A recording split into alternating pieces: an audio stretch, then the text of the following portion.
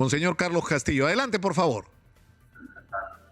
Así es, Nicolás, en estos momentos se viene ya dando la homilía en medio de esta misa y Te Deum a cargo del arzobispo Carlos Castillo, quien ha precisado el origen de la palabra o del nombre característico de la capital como ciudad de las Reyes, en la que en sus inicios hablaba de que era una ciudad de la paz, lo que hoy no se vive en la capital. Eso fue lo que precisó al inicio de su palabra, así que vamos a escuchar más de su exposición.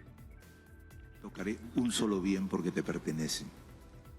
Este sentido de consideración y de paz le hizo ver a este personaje, Melquisedec, que se aparece en el medio un poco misteriosamente,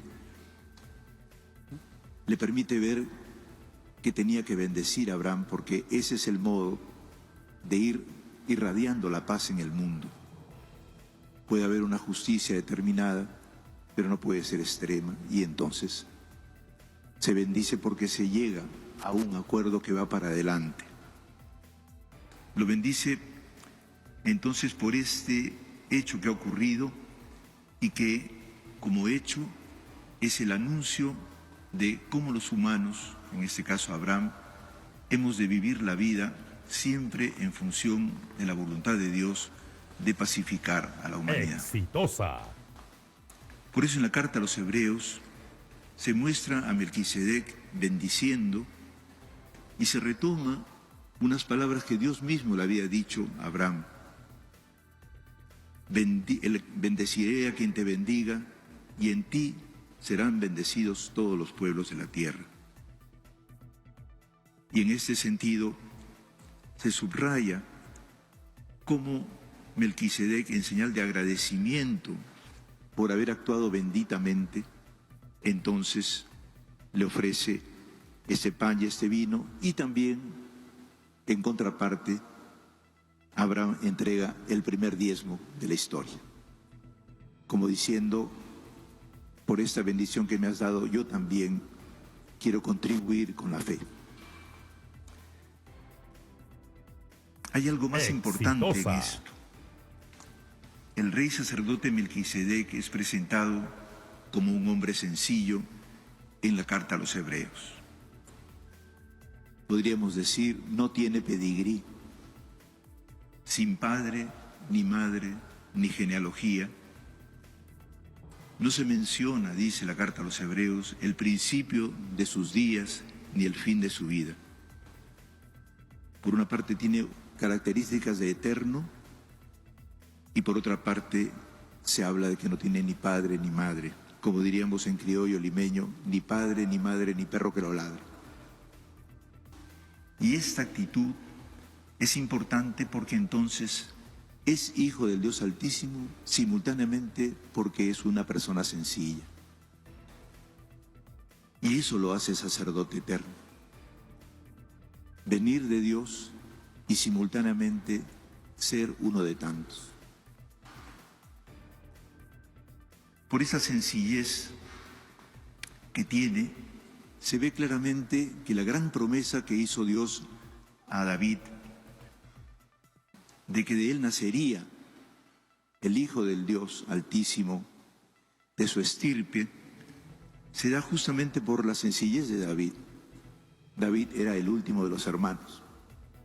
Inclusive Samuel, cuando lo va a ungir, le pregunta a Jesé, su papá, ¿no te quedan ya más muchachos? ¿Por qué? Porque era el último, estaba comprando el pan, como decimos con los pequeños. Estaba en una actitud de margen y sin embargo de él sale el rey de Israel y también de ese estirpe saldrá su descendencia, de una descendencia de personas sencillas. Exitosa. Este sacerdote y rey nuevo llamado Melquisedec finalmente es la figura de Jesús, Jesús el Hijo de Dios. Por eso ahora prestemos atención cómo se comporta Jesús como rey y sacerdote eterno. Lo vemos en el texto del Evangelio afrontando la vida de una persona que tiene la mano paralizada. En la sinagoga imperaba lo que la carta a los hebreos llama la ley carnal. La ley carnal es una ley en la cual todo se hace por interés, pero se le reviste en cierto modo de divina. Eso pasaba en tiempos de Jesús, revestir leyes carnales de leyes divinas.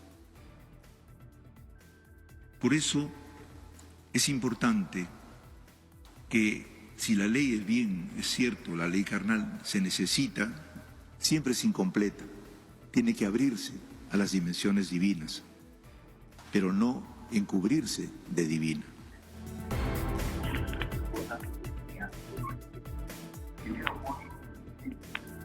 La verdad es que había una gran expectativa sobre lo que pudiera decir Monseñor Castillo esta mañana, ¿no?